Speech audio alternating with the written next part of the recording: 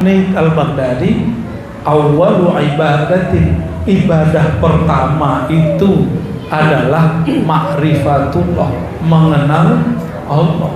Tapi kalau kolbunya yang mengendalikan dia, kolbu dia yang membuat dia bisa berpikir, kolbu itu hanya menatap kepada Allah, belum menghadap Allah. Kenapa disyariatkan berwudu? Wudu itu tidak hanya membersihkan diri dari hadas, tapi yang paling penting adalah membersihkan kolbu dari gambar-gambaran selain Allah Subhanahu wa ta'ala. Itulah rahasianya kenapa wudu tidak sempurna jika yang berwudu tidak menyebut nama Allah di dalam kolbunya. La wudu'a liman lam yadhkur ismallah. Tidak sempurna wudhu seseorang jika dia tidak menyebut nama Allah.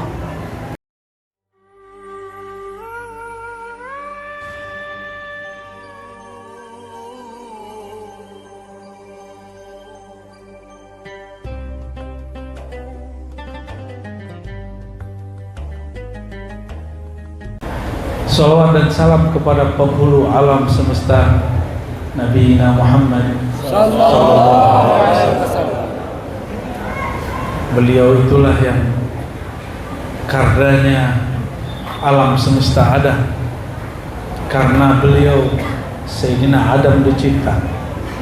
Oleh karena itu kita perlu berterima kasih kepada beliau, karena beliaulah kita ada.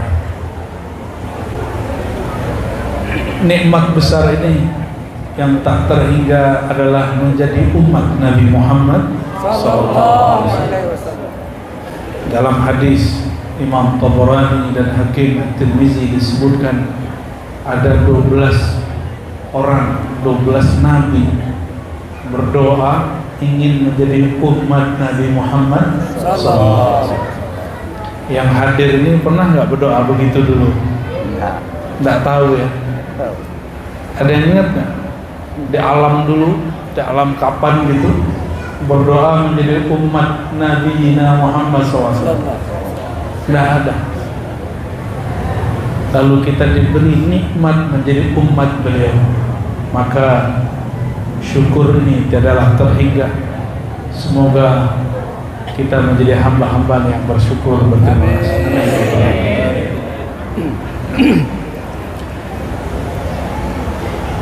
Mau tema apa Pak? Tasawuf. Tasawuf Buya. Ini yang jago Buya ini. Pak Wakil Bupati udah takut kalau ngaji tasawuf nanti aneh-aneh. Yang sehari-hari aja lah. Inilah yang perlu kita luruskan. Sehari-hari itu ternyata kita sudah bertasawuf. Jadi kita sudah bertasawuf bahkan setiap hari. Kalau bangun tidur baca doa apa? Ilazi, bukan bismika, bukan bismikallahumma ya? Oh. Bangun tidur baca apa? Alhamdulillahilladzi ahyana ba'dama amatana wa itu tasawuf pertama itu. Segala puji bagi Allah, terima kasih ya Allah yang telah membangunkanku dari kematianku. Setelah aku dimatikan, aku dihidupkan kembali. Dalam tasawuf ada namanya mati sebelum mati. Tiap malam kita begitu. Jadi nggak usah khawatir kalau ngaji tasawuf. Tasawuf itu nggak berat. Saya ngaji tasawuf dari umur 11 tahun Pak. Sampai sekarang nggak gila. Justru teman saya nggak ngaji tasawuf stres. Kenapa tuh? Karena nggak kenal Allah Subhanahu wa ta'ala. Anak kecil kalau main game, dia nggak sadar kalau itu game, asik main game. Akhirnya dia pukul-pukul palanya sendiri. Ada kejadian di sini, anak Natuna begitu, main game.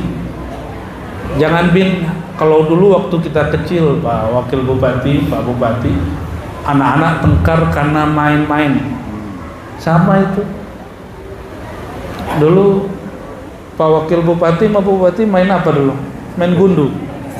Benar Pak Bupati ya? Nah, pernah tengkar nggak dulu habis gitu? Iya, melempar-lempar gambar itu. Habis itu kalah tengkar, benar nggak? Ya. Karena orang serius dalam bermain. Padahal dunia ini innamal hayatud dunya la'ibun wa lahun. Dunia ini cuma main-main, senda gurau. Jangan serius, bro. Ya. Allah bilang, Allah mengatakan berkali-kali di dalam Al-Quran kitab suci, dan ini tidak mungkin bohong, ini hakiki, bahwa dunia itu hakikatnya main-main. Kalau main-main harusnya terhibur dong. Lalu kenapa ada orang stres di dunia? Karena dia serius dengan dunia. Ya, ini sudah dekat tahun politik, jangan serius-serius amat ya. 2019 orang serius, bener gak? Seakan-akan beda pilihan, beda agama. Di Jakarta beda pilihan gak disolatin. Ngeri gak tuh? Sekarang mereka baru pada sadar, oh iya ya, yang kita joblos jadi menteri. Akhirnya baru pada ngeh, iya, ini game. Jangan terlalu serius main game. Menang ya jangan terlalu bangga, cuma game doang. Maka gamenya anak-anak sama gamenya Pak Bupati dan Wakil Bupati beda. Ya. Jadi Bupati itu juga lagi nge-game. Makanya beliau menang kan 5 tahun kan. Ya. Dan ada yang kalah toh. Nah, caleg-caleg ada yang kalah. Itu kalah game. Tapi ada yang stres gak? Banyak. Ini survei real. Setiap kali selesai pemilu itu rumah sakit jiwa ramai Pak. Ramai. Kenapa? Karena orang terus serius main game. Ya, kita doakan yang sedang main game ini, gamenya serius ini, karena banyak butuh duit. Anak-anak sekarang kalau main game butuh duit loh Pak. Minta top up. Ada tahu nggak top up? Waduh, anak saya kalau main game minta top up nih. Kita nggak ngerti top up apaan. Biasanya kami top up tuh kalau mau masuk tol ada kartu kita isi dulu top up. Ternyata gamenya anak-anak ini sekarang pakai top up. Bapak Ibu, saudara-saudariku yang bukan Allah, dunia ini main. An-nasunia. Manusia itu sekarang lagi tertidur, lagi asik dengan main-main mimpinya. Idza matu intabahu, begitu dalam hadis. Kalau mereka benar-benar sudah berpisah dari badan ini, baru mereka sadar. Intabahu, baru mereka sadar. Makanya ada satu ungkapan, mutu qabla matilah kamu sebelum benar-benar mati. Maksudnya sadarlah sebelum mati yang itu datang. Sadar kalau ini game. Ini game paling hebat yang Allah buat di alam semesta, bernama dunia. Dan inilah mulai dari game berumah tangga, game di sekolah, di tempat bekerja, sampai game berpolitik ya. Semoga Allah membuka mata hati kita semua.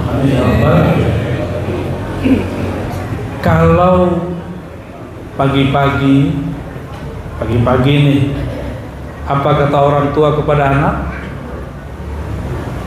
Bangun tidur, apa kata orang tua? Sholat nak, gitu ya. Sholat nak. Kalau sholat itu makanan rohani Pak. Habis sholat disuruh mandi atau makan. Makan tuh untuk jasmani. Kalau saya makan bumbunya tidak dikasih, sarapannya enak gak? Gimana Bang? Maukah makan sesuatu yang tidak dibumbui? Enggak ya? Nasi putih ya? Nasi putih aja? Atau orang sini kalau yang paling suka buat apa? Kuah sop. Pindang. Ya, tapi tidak ada garamnya, mau gak? Kalau bertahun-tahun berumah tangga, istri tidak bisa masak sup, tapi juga tidak ada yang bantu masak, betah nggak makan begitu? Nggak betah ya. Tapi kok ada ya orang betah sholat tanpa bumbu? Ya, kok betah sholat nggak ada bumbunya? Sholat tuh makanan rohani. Apa bumbunya? Bumbunya sholat supaya nikmat apa? Apa bumbu sholat? Kelezatan berbicara, menatap Allah Subhanahu wa ta'ala. Kita sebut khusyuk. Kok ada orang bertahun-tahun betah sarapan sholat tapi nggak nikmat? Kalau tadi ada orang sarapan setiap hari selama 40 tahun nggak nikmat, kita sebut orang itu apa? TOLOL. Ya, tol.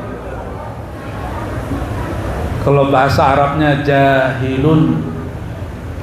Betapa jahilnya manusia, dia biarkan dirinya sholat tapi tidak menikmati rasa sholatnya. Mau nggak setiap hari menghormati sesuatu yang kita nggak kenal? Kita nggak kenal sama dia. Atau mungkinkah terjadi orang hormat kepada sesuatu yang dia tidak kenal? Gak mungkin. Maka kebanyakan orang hari ini sujud dan ruku itu cuma menghormati guru dan ayahnya, karena kebiasaan dari kecilnya, bukan karena dia kenal kepada yang nyuruh dia sujud dan ruku.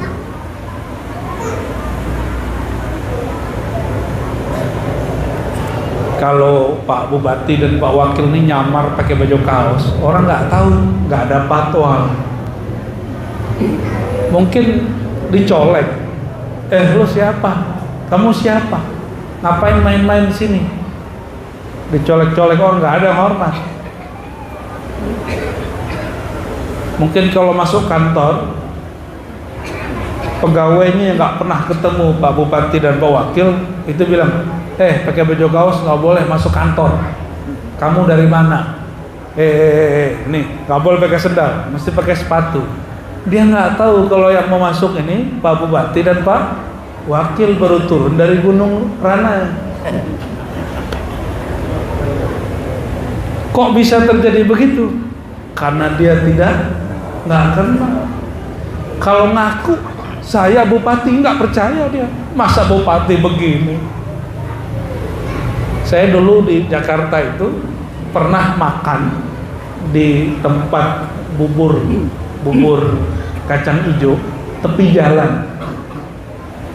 Terus mereka pada nanya-nanya tentang pesawat ke temannya. Itu nanti gimana caranya? Saya nyeletuk, lagi asik-asik bahkan nyeletuk, jawab cara naik pesawat, saya beli pesawat. Apa kata dia? Masa kamu tahu? Kalau orang naik pesawat nggak mungkin makan di warung saya. Itu ngomongnya begitu ya. Nggak tahu dia kalau saya hampir tiap hari naik pesawat. Tapi begitulah, seperti itu orang kalau nggak tahu. Saya pernah datang ke kampus, itu dibentak Pak Mas Satpam, karena saya ke kampus pakai sarung. Nggak boleh masuk sini, nggak boleh parkir. Ini khusus buat dosen. Saya diam, senyum aja. Iya Pak. Habis itu datang lagi satpam yang satu lagi. Kamu siapa? Kok parkir di sini? Itu baru agak kesal tuh. Akhirnya saya ngomong, tahu kamu tuh siapa? Saya siapa Pak? Kamu baru kerja di sini. Saya sudah kerja di sini sekian tahun. Saya dosen di sini. Itu agak emosi Pak. Tapi habis emosi, saya kasihan sama dia. Ya. Jadi setelah kita kenalkan diri, baru minta maaf, baru cium tangan, segala macam. Ya. Ini contoh. Dan itu bukan sekali dua kali, karena sering ke kampus pakai sarung. Orang ke kampus biasanya pakai apa? Pakai celana. Ya, kayaknya harus ada nanti ngajar pakai sarung gitu, harus ada gitu di kampus nanti. Tapi itu tanda si satpam dia bekerja dengan baik. Benar nggak? Ya. Saya kalau ada satpam begitu sebenarnya senang. Cuma karena nanyanya berkali-kali dan itu bukan satu orang, dua orang. Ya, akhirnya egois kita muncul. Bapak Ibu yang bukan Allah, maksud saya nyebut begini apa? Kita ini baru hormat orang kalau kenal. Orang itu nggak ada beban menghormati sesuatu kalau dia kenal siapa yang dia hormati. Maka kenapa sholat itu selama ini jadi beban? Karena orang tidak kenal siapa yang dia sembah. Itu inti tasawuf. Berarti tasawuf itu basic atau tinggi? Basic. Ini yang disebut oleh Imam Junaid Al-Baghdadi, awwalu ibadatin, ibadah pertama itu adalah ma'rifatullah, mengenal Allah. Orang kalau sudah kenal Allah, apapun profesinya jadi ibadah. Ibadahnya pemimpin apa? Beliau ini kan pemimpin, ibadahnya adil dan amanah. Kalau ibadah saya apa? Apa yang saya tahu, saya amalkan, saya sampaikan, begitu Bu ya. Ya. Ibadahnya pegawai ya Pak, mengerjakan apa yang menjadi tugas dia secara jujur juga. Begitulah ibadah ya. Maka ayat yang sering kita baca, wa ma khalaqtul jinna wal insa illa liya'budun, tidak aku ciptakan jin dan manusia kecuali untuk, kalau terjemahan Kementerian Agama, karena beliau ini orang Kemenak nih, untuk menyembah aku. Itu terjemahan Kementerian Agama. Tapi terjemahan kan belum tafsir secara umum, secara global ya. Ini baru salah satu tafsir. Ya'budun, menyembah, bahasa Arab diterjemahkan ya'budun, menyembah, itu sebenarnya berarti ya'rifun. Siapa yang mengatakan begitu? Ibnu Abbas, sahabat Nabi. Tidak aku ciptakan jin dan manusia kecuali untuk mengenal aku, bukan langsung nyembah. Kalau langsung nyembah beban. Nah Bapak Ibu, ini kajian ringan. Ini tubuh kita ini tubuh, punya tubuh nggak? Bener nih, coba pegang dulu badannya. Oh bener nih, punya tubuh nih. Nah itu tubuh dari mana? Dari mana? Dari tanah apa dari api? Oke, karena dia dari tanah pulang ke tanah. Bener, udah siap belum? Udah siap pulang belum? Karena dia dari tanah, dia pulang ke tanah. Ini tubuh zahir. Maka tubuh ini mesti dia mendekat ke tanah. Itu sebabnya sujud. Orang-orang terdahulu mereka punya ritual menyerap tenaga alam. Maka mereka pegang-pegang tuh tanah, tangannya begini ya. Kita nggak perlu begitu, kita cukup sujud kepada yang menciptakan tanah, maka kekuatan alam langsung menjadi kekuatan kita. Nggak perlu nyerap-nyerap kita, cukup dengan sujud yang benar, langsung badan itu selaras dengan tanah. Jadi orang sujud itu, dia kalau benar bersujud, tenaga tanah dia pulih. Oke. Kita punya sisi lain nggak Pak? Ini punya perasaan nggak? Punya perasaan? Ini hari-harian aja kan sesuai request Pak Wakil nih. Yang hari-harian punya perasaan nggak? Bener. Kalau nggak punya perasaan saya kata-katain nih. Punya perasaan nggak? Oke ya sudah, nggak jadi dikata-katain nih. Perasaan kita itu bagian dari tubuh atau bagian dari yang lain dari tubuh ini? Ya. Mayat itu punya tubuh nggak? Punya perasaan nggak? Nggak ada ya? Bener? Hari-harian kan nih? Mayat punya tubuh, punya perasaan nggak? Oke. Tapi mayat punya jantung, jantungnya udah gak bergerak. Sekarang kita pindah ke makhluk lain deh ya. Si guguk. Guguk kalau kata orang Natuna apa? Aso. Kalau aso di Padang itu asap ngebul. Nah, si aso itu kasar nggak ngomong gitu? Kasar ya? Standar ya? Si aso itu punya jantung nggak? Punya. Kita punya? Oh, berarti bukan jantung ini perbedaan kita dengan si aso. Oke, coba cek. Ayam punya jantung nggak? Kambing punya jantung? Berarti bukan jantung itu khasnya manusia. Coba cek. Itu kucing punya otak nggak? Punya. Kambing? Anjing? Aso apa?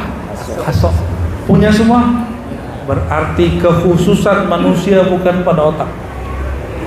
Apa khususnya kita dibandingkan hewan-hewan dan orang yang sudah mati? Qalbu. Akal itu hanya alat. Akal itu cuma alat. Alat ini mesin pemutarnya apa? Ada yang memutarnya nafsu, ada yang memutarnya qalbu, tergantung siapa yang memutar akal kita. Maka di Quran disebut lahum qulubun yaqiluna biha. Ada orang yang qalbunya jadi alat pemutar akalnya, tapi ada enggak. Kalau yang tidak, ulaika kal an'am, mereka seperti binatang ternak yang memutar akalnya nafsunya. Nah, akal kita mikirnya setiap hari apa? Makan, kawin, duit, gitu kan? Kalau begitu ya sama deh. Hah? Bener, hidup untuk makan atau makan untuk hidup? Makan untuk hidup atau hidup untuk makan? Yang hidup untuk makan itu binatang ternak. Kalau makan untuk hidup, itu lain. Itu baru manusia.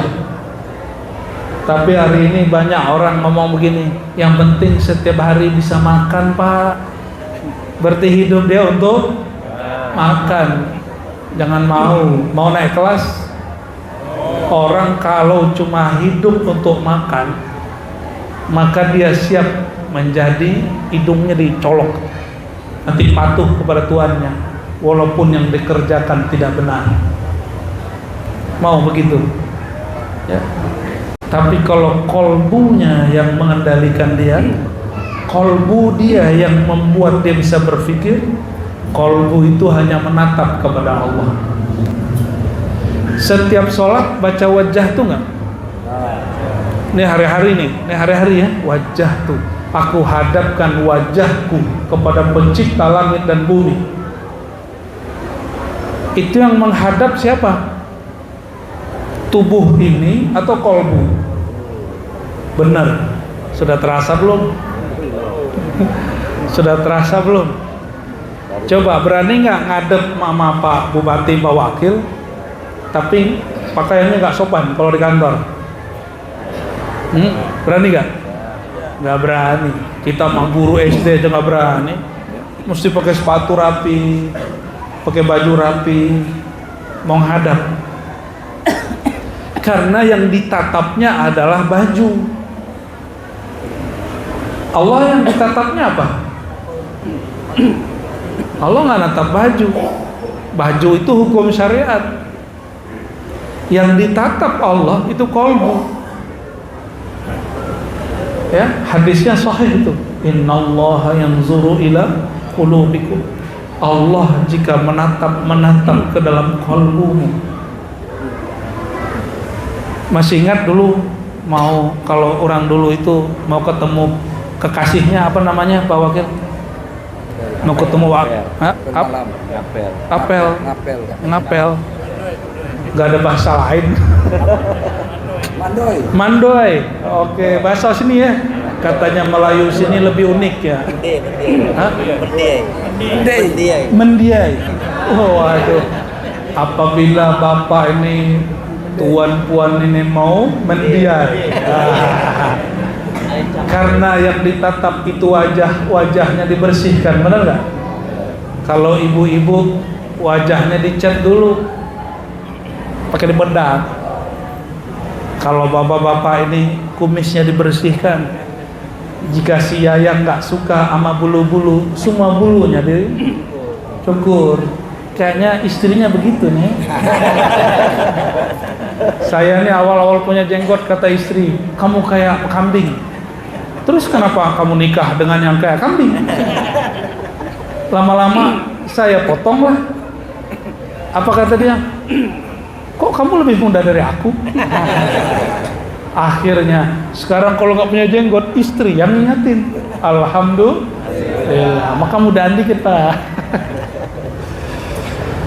Kalau kita mau ketemu kekasih, karena dia menatap muka, tubuh, pakaian, maka kita bagus-baguskan wajah, bagus-baguskan pakaian. Kalau orang dulu nggak penting pakai kartu. Sekarang yang dulu itu biasanya dompetnya tebel-tebel ya. Biasanya diisi apa sih tebel itu? Ya, benar, masih ingat ya? Ini Pak Wakil Bupati masih ingat ini ya. Pengalaman nih. Isi kosong, isi tipis. Yang penting bentuknya tebal.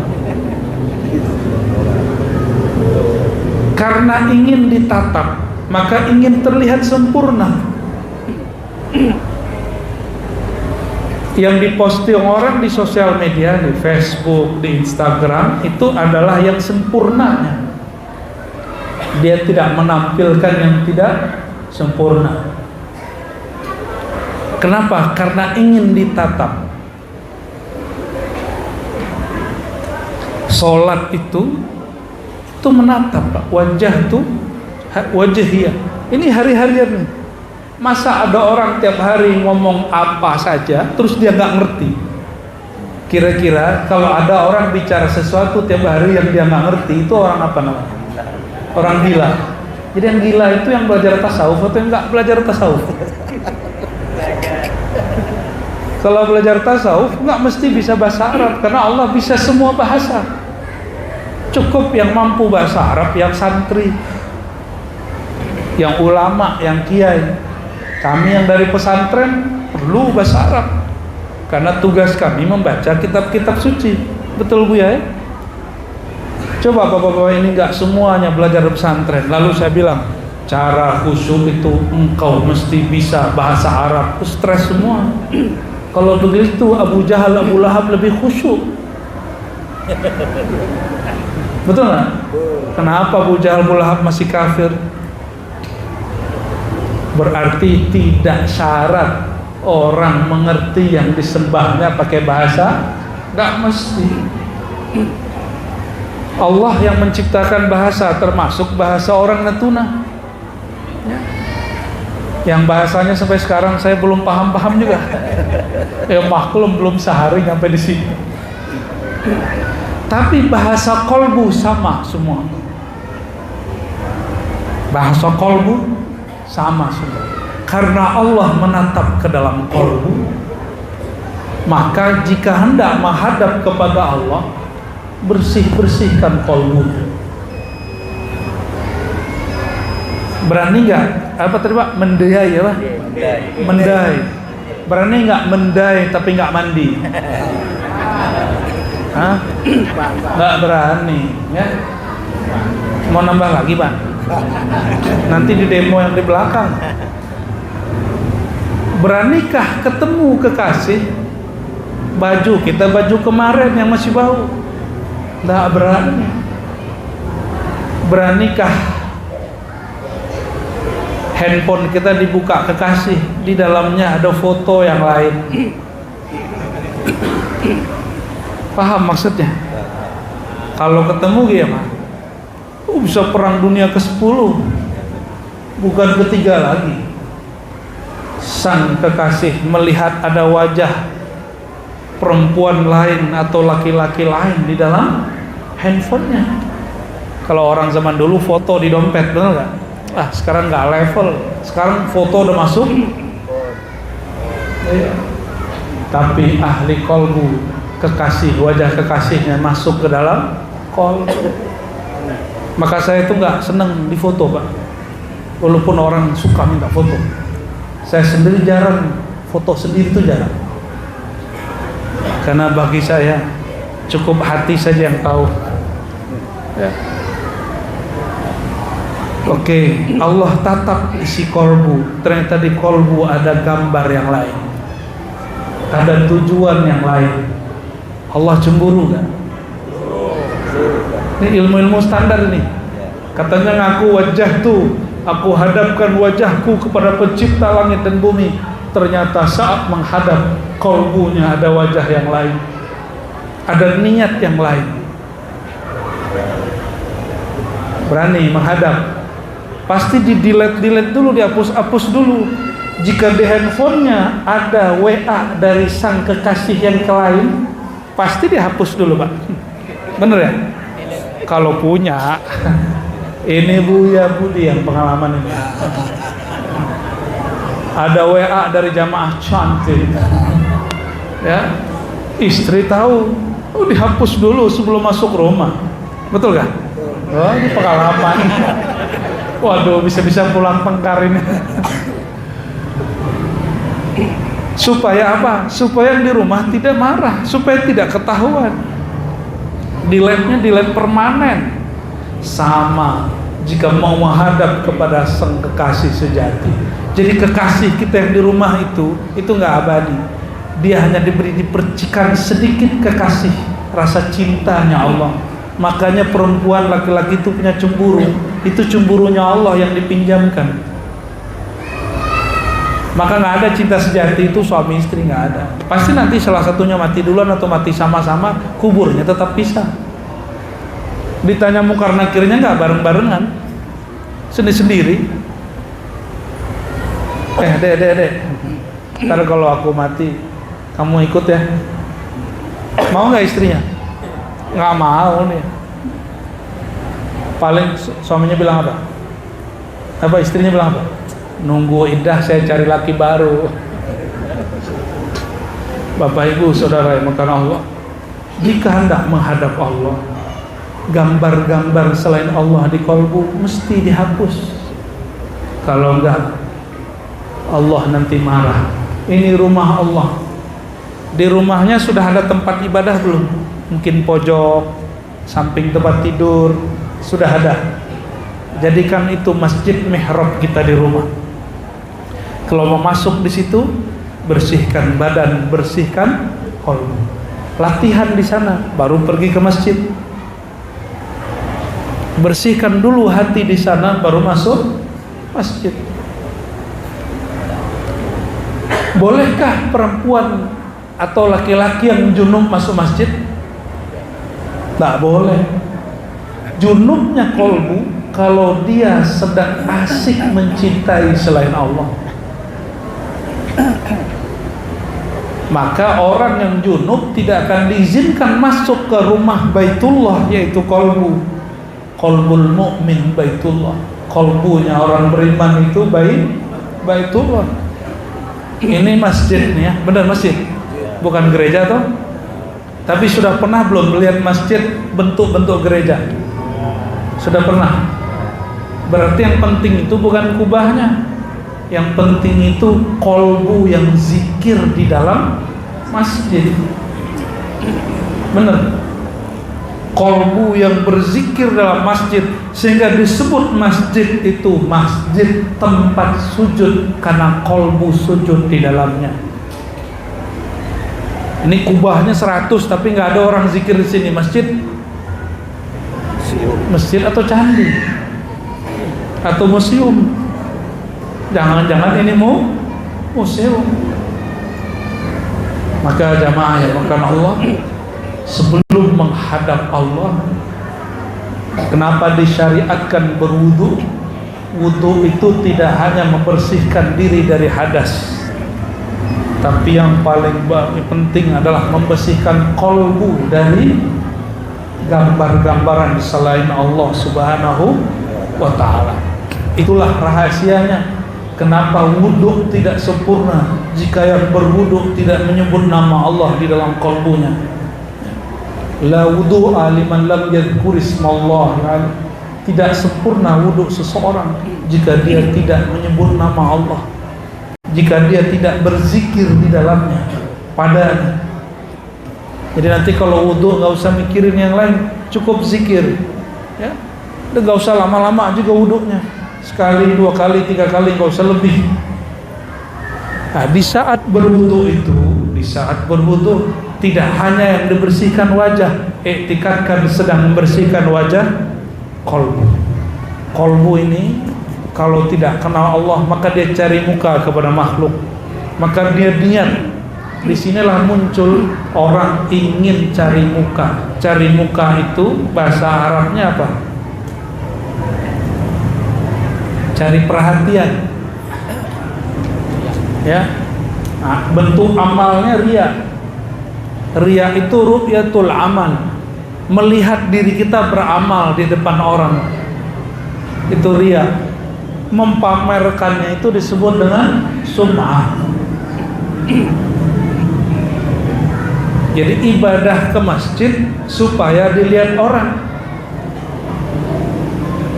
Datang ke masjid, ke pengajian karena nggak enakan sama pengurus, sama teman, sama pak bupati, wakil bupati. Oh, kalau kemarin saya baru habis ngisi di daerah Depok, tapi bukan di kotanya, di kampung-kampung. Sebelum kita naik, saya nyesal juga datang lebih cepat. Itu caleg-caleg semua naik dan mereka berlomba-lomba. Kenalkah Tuan dengan saya caleg partai ini. Kenalkah Tuan dengan saya caleg partai ini. Mohon doa restunya. Ada yang elegan dikit, ya, dia panggil anak-anak, terus dia kasih game. Habis itu dia kasih duit, ya. Tunggu saya sampai 2024. Macam-macam, ya. Jadi macam-macam cara orang. Ternyata di wilayah tempat saya ceramah itu, caleg-caleg diberi kesempatan untuk kampanye gratis. Ya. Seharusnya mereka tunduk sama ustadz. Karena yang membuat daya tarik jamaah ramai itu siapa? Ustadznya.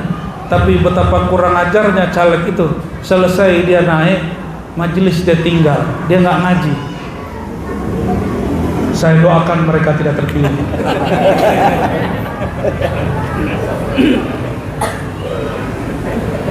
Kok jadi begitu ya? Begitu orang hari ini, Pak, cari muka. Kalau bahasa kitanya pencitraan. Pencitraan itu boleh. Karena Sayyidina Adam itu citranya Tuhan. Allah mengenalkan salah satu keindahannya melalui Sayyidina Adam. Bahkan Sayyidina Muhammad itu adalah mazhar wujudillah, adalah cara Allah mengenalkan dirinya kepada alam itu lewat Nabi Muhammad SAW. Kita ini nggak ada yang melihat Allah toh? Nggak ada. Ada yang pernah lihat Allah nggak di dunia ini? Kan nggak ada. Ada yang aku lihat Allah, saya tanya, emang yang kamu lihat kayak gimana? Kamu pejam mata, Rozi, rasakan ada warna hitam. Saya pejamlah mata. Betul gelap. Apa kata dia? Itulah Tuhan. Ngeri itu Pak Wakil. Nggak tahu dia ngaji di mana lah ini orang ini. Ya. Kok mengatakan Tuhan itu hitam? Ternyata nggak lama habis itu kejadian aneh-aneh. Ya. Bapak Ibu saudara-saudari yang bukan Allah, inti kajian malam ini sederhana. Inilah yang disebut di hadis Imam Tirmizi. Kita ini nggak ada yang bersih dari dosa nanti di akhirat ada orang dihisab. Kalau dihisab itu berarti diperiksa oleh malaikat yang bertugas seperti malaikat penyidik, kayak orang penyidik di sini. Lalu disidangkan, ada hisab, ada mizan, disidangkan. Hasilnya keluarlah laporan, semua daftar keburukan, mulai dari ujung rambut sampai ujung kaki ada maksiatnya. Selesai disidang. Ternyata sidang itu berkali-kali, nggak hanya di sini. Ada sidang dalam sidang, ada sidang setelah sidang. Ada orang naik banding. Nanti di sana juga sama. Ketika sudah putus persidangan bahwa orang ini pendosa dari ujung rambutnya sampai ujung kakinya dosa, maka malaikat azab tarik dia. Hadis Imam Tirmizi. Ditariklah dia. Tiba-tiba Allah Zul Jalal wal Ikram yang selalu menatap ke dalam kolbu mengeluarkan titah, wahai malaikatku, ada satu yang belum kalian sidangkan, satu yang belum kalian periksa, satu yang belum kalian timbang. Bertanyalah malaikat, apakah itu wahai Rabb, ya Tuhan? Bedahlah jantungnya, bedah dadanya, ambil isi jantungnya, itu berkait dengan kolbunya, apa isinya? Dibukalah dadanya, diambil jantungnya. Betapa kagetnya malaikat yang bertugas menyidang orang ini. Jantungnya menyebut la ilaha illallah. Di hadis Imam Baihaqi, Allah, Allah, Allah. Maka diambillah itu kalimah, ditimbang dengan semua dosanya. Apa yang terjadi? Kalimah la ilaha illallah dan Allah, Allah, Allah itu lebih berat dari semua dosanya. Akhirnya malaikat azab melepaskan rantai nerakanya dan diserahkan ke malaikat rahmat. Ini kamu yang urus. Ternyata dia kekasih Allah, tapi menzahirkan sesuatu yang tidak biasa. Batin dia bersama Allah, tapi zahir dia seakan-akan bukan kekasih Allah. Maka hati-hati dengan orang-orang dimanapun, di pulau manapun, di kota dan negeri manapun, walaupun penampilannya biasa, siapa tahu di kolbunya ada nur la ilaha illallah, nur lafaz Allah, Allah. Bukankah baca la ilallah mudah? Mudah tuh? Coba baca la ilaha. Yang beda orang ini bacanya dengan kolbu, orang ini bacanya dengan kolbu. Itu yang disebut di hadis Imam Bukhari, orang yang baca la ilaha illallah min qalbihi, dari kolbunya, Allah haramkan dirinya dari neraka. Karena kolbu berkait dengan jantung, jantung berkait dengan seluruh tubuh, berarti darah dia semuanya sudah terkena lafaz Allahu Allah, la ilaha. Neraka mau bakar gak berani. Kenapa? Karena darahnya bau kalimah la ilaha illallah. Seandainya malaikat azab bawa dia masuk neraka, itu neraka api gak bisa bakar, malah menyusahkan malaikat di neraka. Dan itu ada Pak nanti. Kalau Bapak Ibu ini nggak percaya, masuk neraka duluan ya. Insya Allah nanti itu terjadi ya. Nanti orang kalau nggak percaya, akan ada 1-2 hamba Allah yang disiksa api, setiap kali mendekat apinya padam, api setiap kali membakar apinya padam. Ternyata di dalam tubuh orang ini berdiri kalimah Allahu Allah. Bapak Ibu yang bukan Allah, inilah oleh-oleh pada malam ini. Mari pelajari cara membaca nama Allah di dalam Allah. Di sini banyak guru-guru, kiai-kiai yang mereka punya sanad keilmuan zikir tentang ini, ambil dari mereka ya. Gak usah jauh-jauh ke Jakarta sama ke Padang ya. Cari dari orang yang ahli di dekat sini supaya tidak susah-susah berguru ya. Adapun kajian-kajian yang ada di YouTube itu cukup sebagai motivasi.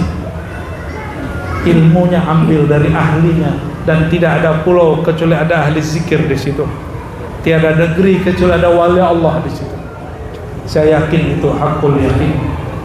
Barangkali itu Pak Bupati, Pak Wakil, jamaah semua, semoga sedikit oleh kolbu ini bisa membuat kita semangat untuk mengenal Allah Subhanahu wa taala. Amin ya rabbal alamin. Wa sallallahu ala sayyidina Muhammad. Subhanakallahumma wa bihamdika asyhadu an la ilaha illa anta astaghfiruka wa atubu ilaik. Assalamualaikum warahmatullahi wabarakatuh.